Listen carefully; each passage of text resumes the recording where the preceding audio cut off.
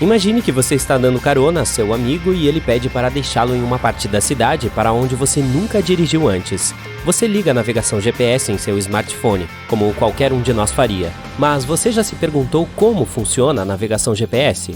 Sim, tem alguma coisa a ver com os satélites. Mas como é que as pessoas costumavam encontrar seu caminho séculos atrás? Para responder a esta pergunta, devemos olhar para o globo terrestre, como o que você tinha na escola primária.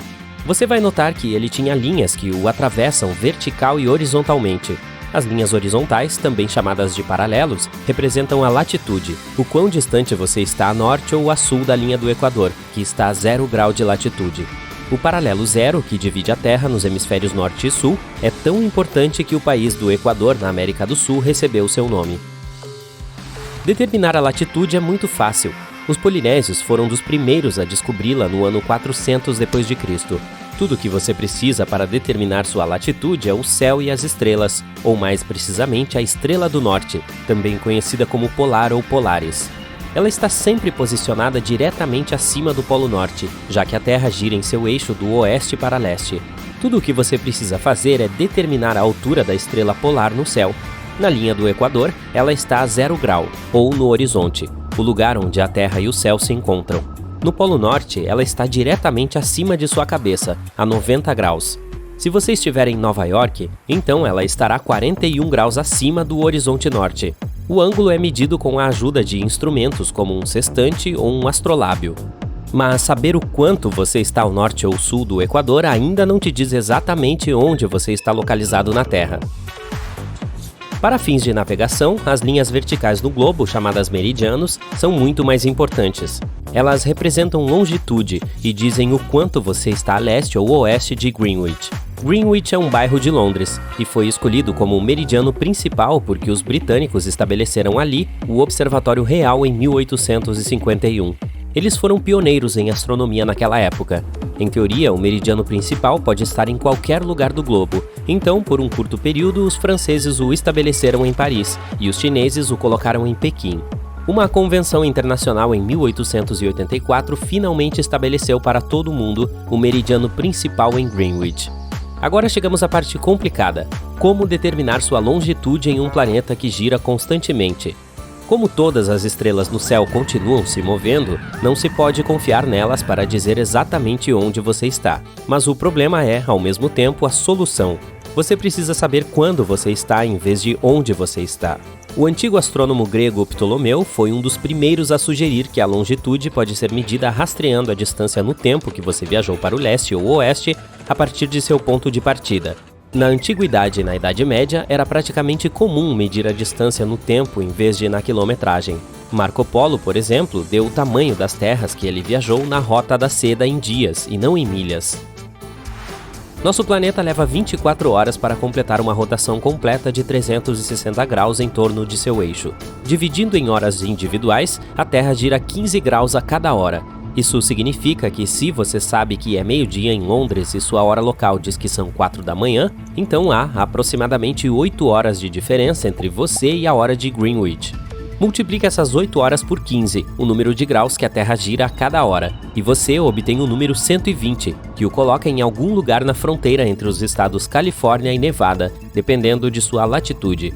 De acordo com a Constituição da Califórnia, o 120º meridiano oeste foi a principal diretriz para traçar essa fronteira em primeiro lugar.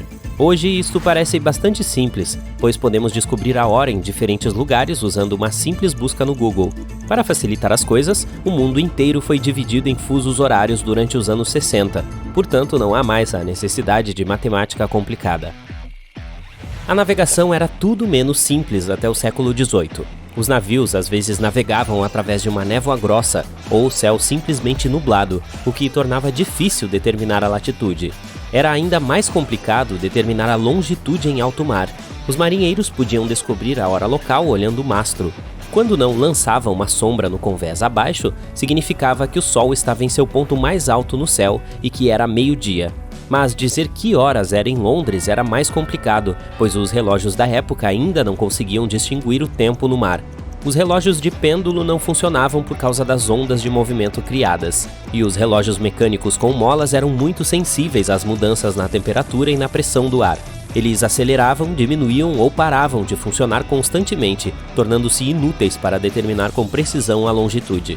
Os marinheiros encontrariam seu caminho estudando cartas náuticas, bússolas magnéticas e rastreando cuidadosamente a direção e a velocidade da embarcação. Mas isso não era suficiente e os erros de navegação eram comuns. Foi assim que o pior desastre naval da história britânica aconteceu em outubro de 1707, quando uma frota de 21 navios bateu nas rochas das Ilhas Scilly. Quase 2.000 homens perderam a vida em um único dia, como o comandante da frota, Sir Cloudesley Shovel, que tinha 43 anos de experiência na marinha, mas simplesmente não conseguiu determinar a localização precisa de seu navio devido ao mau tempo. Após este infeliz evento, as autoridades britânicas estavam determinadas a fazer algo. Elas lançaram o Prêmio Longitude em 1714, estabelecendo a recompensa de 20.000 libras, cerca de 6 milhões de dólares em dinheiro de hoje, para qualquer pessoa que resolvesse o problema da navegação no mar. O homem com a solução foi John Harrison, um relojoeiro de Yorkshire, na Inglaterra. Em 1755, após várias tentativas, ele entregou um cronômetro de bolso simplesmente chamado H4. Ele era baseado em uma mola feita de um novo tipo de aço que permitia que o relógio fosse tão preciso que não perderia mais de 1 segundo depois de passar um mês no mar. Mesmo relógios de alto alcance de hoje, feitos na Suíça, não são tão precisos. Este avanço na tecnologia dos relógios permitiu aos britânicos governar verdadeiramente os mares nas décadas vindouras. E graças a ele, hoje somos capazes de identificar nossa localização em qualquer lugar do globo utilizando satélites, já que eles utilizam tecnologia semelhante. Enquanto orbitam a Terra, os satélites GPS enviam mensagens de rádio codificadas contendo a hora, as quais são captadas pelos receptores, como os que estão dentro de nossos smartphones. O receptor então compara nossa hora local com a hora em que a mensagem foi enviada. Sabendo que o sinal viajou na velocidade da luz, ele calcula nossa distância exata de tal satélite. Para que este cálculo seja preciso, porém, precisamos de 3 de 4 satélites para a máxima precisão. Quando um dispositivo GPS calcula sua distância de um satélite, ele não pode determinar de que direção o sinal de rádio foi enviado. Se pensarmos neste sinal como um feixe de luz brilhando na Terra, ele cria um círculo, e nós poderíamos estar localizados em qualquer lugar dentro dele. Quando vários satélites criam esses círculos que se sobrepõem, é mais fácil identificar nossa localização. Tal modo de geolocalização é chamado de triangulação. Alguns receptores de GPS são tão precisos que podem determinar nossa localização dentro de 1 centímetro. Além da latitude e longitude, eles também fornecem informações sobre nossa altitude, nossa distância vertical em relação ao nível do mar. A obtenção de todas essas informações foi possível depois que finalmente descobrimos a conexão entre o tempo e a localização.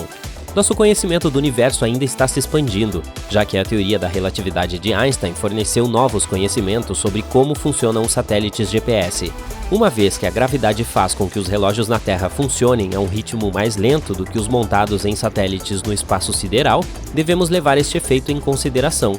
Se não o fizéssemos, as pequenas diferenças no tempo tornariam impossível determinar nossa posição exata na Terra.